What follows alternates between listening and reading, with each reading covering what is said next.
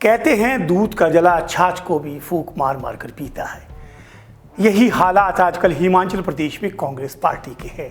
जी हाँ, मैं हूं पंकज पंडित और आप देख रहे हैं समाचार फास्ट टू द पॉइंट।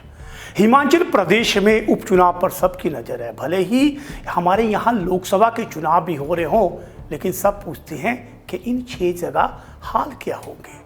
एक तरफ भाजपा ने बागियों को ला करके उन्हें प्रत्याशी बना दिया है, दूसरी तरफ अभी कांग्रेस की ओर से प्रत्याशी तय होने हैं।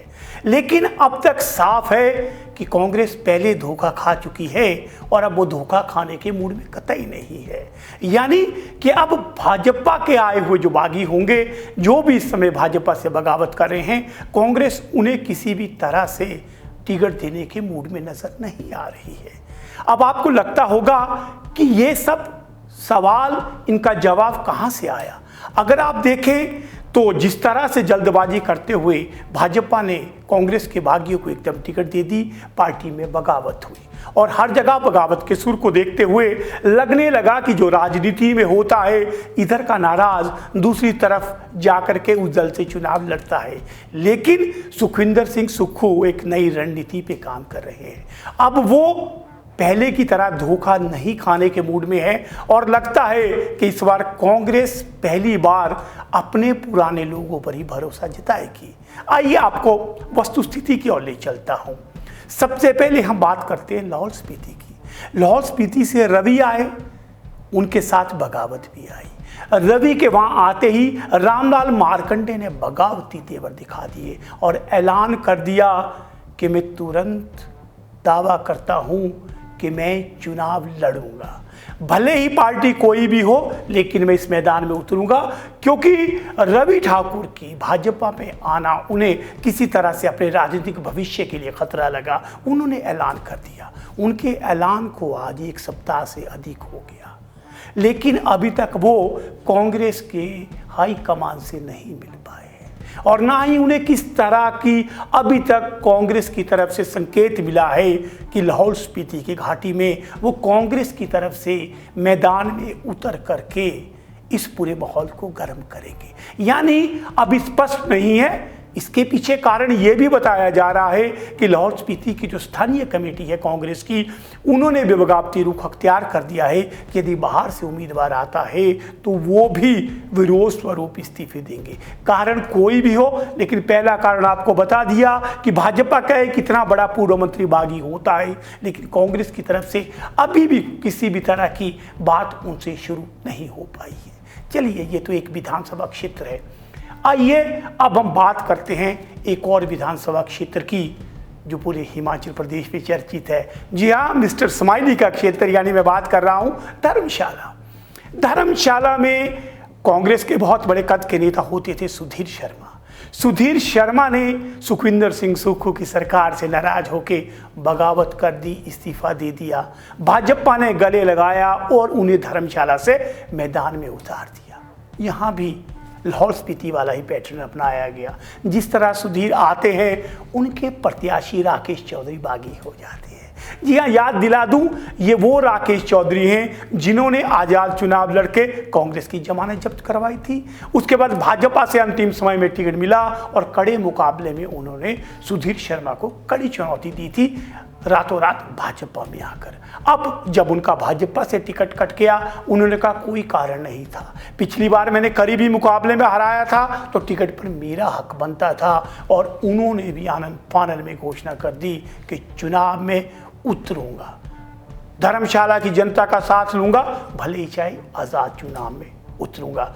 हर बार की तरह राजनीतिक अटकलें शुरू हो गई कि क्या राकेश चौधरी यहाँ कांग्रेस की तरफ से चुनाव लड़ेंगे। लेकिन अभी भी राकेश चौधरी को कांग्रेस के टिकट मिलने का कोई भी संकेत नहीं मिला है। और यहाँ पर देवेंद्र जग्गी जो पूरा मेयर हैं, कांग्रेस के सचिव भी हैं और काफ़ी समय से सक्रिय हैं, वो मैदान में जुट के हैं, एक तरह से हाईकमान का आशीर्वाद की बात कह के और लोगों से वोट मांग रहे हैं। ये 2 बड़े चेहरे थे।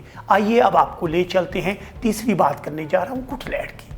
कुटलैड़ कल बहुत चर्चा में था।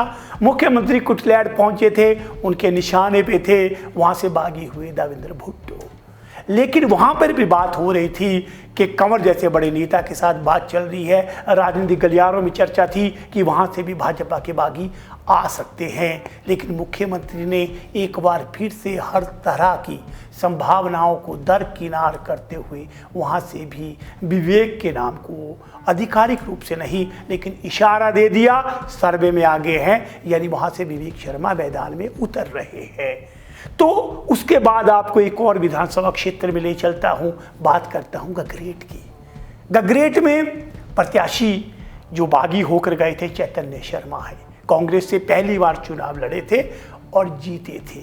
उसके बाद जैसे ही वो आए, राकेश कालिया जो एक समय कांग्रेस में सुखविंदर सिंह सुक्खू के गुट में होते थे, मजबूत नेता थे, उन्होंने पिछले चुनावों में कांग्रेस का दामन छोड़ के भाजपा का कमल थाम लिया था। लेकिन अब जैसे ही वहाँ से परिस्थितियाँ राजनीतिक बदली, उन्होंने तुरंत भाजपा से इस्तीफा देकर कहा कि भाजपा चैतन्य को यहाँ से उतार कर कार्यकर्ताओं व जनता के साथ धोखा कर रही है।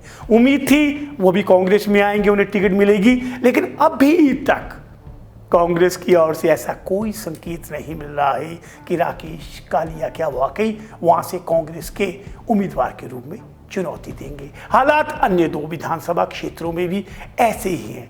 इससे नजर आ रहा है कि कांग्रेस पार्टी ने कहीं ना कहीं सोच रही है कि जिस तरह से उनसे पहले धोखा हुआ है, 6 लोगों ने बगावत की है, इस बार वे लगता है अपने लोगों पर ही दाव लगाने के पूरी तरह से प्लान में है और इस प्लान पर काम भी हो रहा है। सूत्र बताते हैं कि कांग्रेस अपने लोगों पर सर्वे कर रही है, देख रही है कि अपने कौन से लोग वहाँ मजबूत है। कांग्रेस का ये दाव कितना मजबूत रहता है, कितना कामयाब रहता है, इसका उत्तर भविष्य के गर्भ में है। आखिर में लोकसभा में भी शिमला में बात हो रही थी कि वहाँ से पूर्व सांसद वीरेंद्र कश्यप आएंगे वहाँ से, लेकिन 2 दिन में इन अटकलों पर भी विराम लग गया और लगता है कांग्रेस वहाँ से भी अपने ही पार्टी के किसी चेहरे को उतारने जा रही है। तो धीरे धीरे जिस तरह से चुनावों के दिन नज़दीक आते जा रहे हैं, स्थितियाँ भी आपके सामने स्पष्ट होती जा रही है। उम्मीद है 6 तारीख को दिल्ली में जो कांग्रेस की होने वाली बैठक है उसमें 4 लोकसभा के साथ कुछ विधानसभा के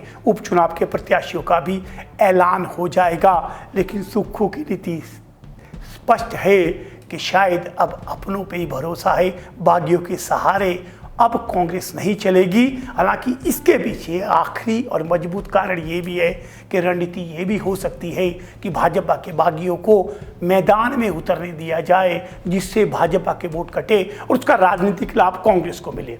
लेकिन अंत में निर्णय आपको करना है, यानी जनता को करना है। जनता को तय करना है कि वो किसके साथ है, किस ओर जाते हैं। हमारा काम है आपके बीच इस तरह की खबरें लेकर आना और आप लोग जुड़े रहिए इसी तरह से हमारे साथ, यानी समाचार फर्स्ट टू द पॉइंट।